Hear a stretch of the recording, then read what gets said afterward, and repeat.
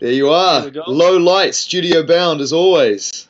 What's been happening? What time did you start work today? Today I think I was here at 11:30. And I haven't, I don't really go out.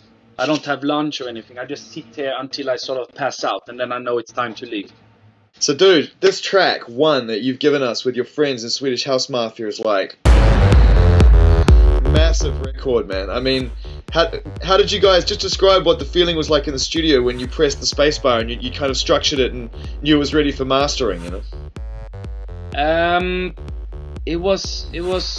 We knew that we had something different and sort of strange going on, because it's kind of a weird beat, you know. It sort of skips through like Yeah, but it's all held together by that incredible that whipped clap you got, and it's like that's the bit.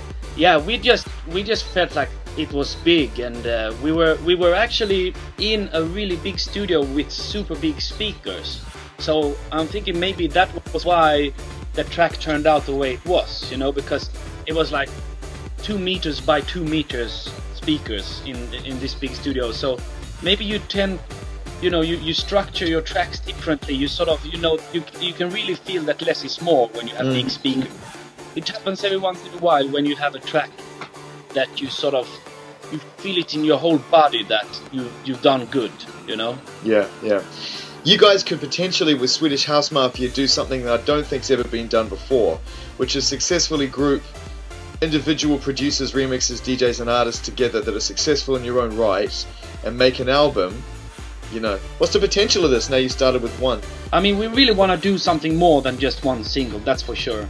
And we got a lot of touring, and I think that we are constantly discovering ourselves, you know, because we have our own separate things to do. But when we work together like we do, that's when something super magic happens. Because if you dissect the record, you can really hear a little bit of me, a little bit of Steve, a little bit of Sebastian in there.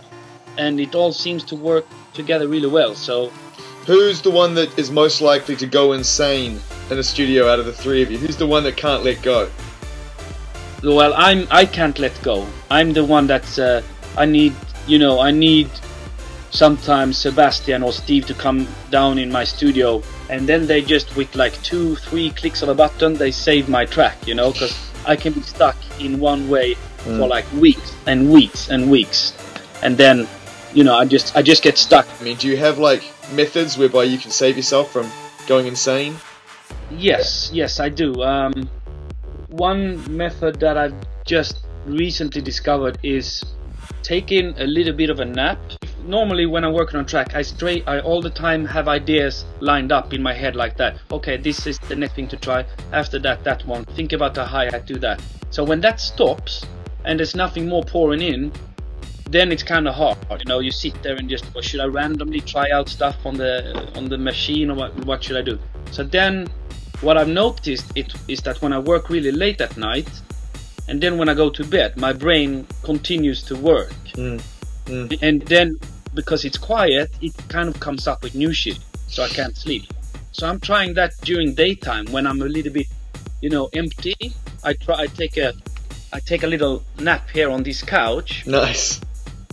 And I wait for my brain to start sort of working on shit, and then I go.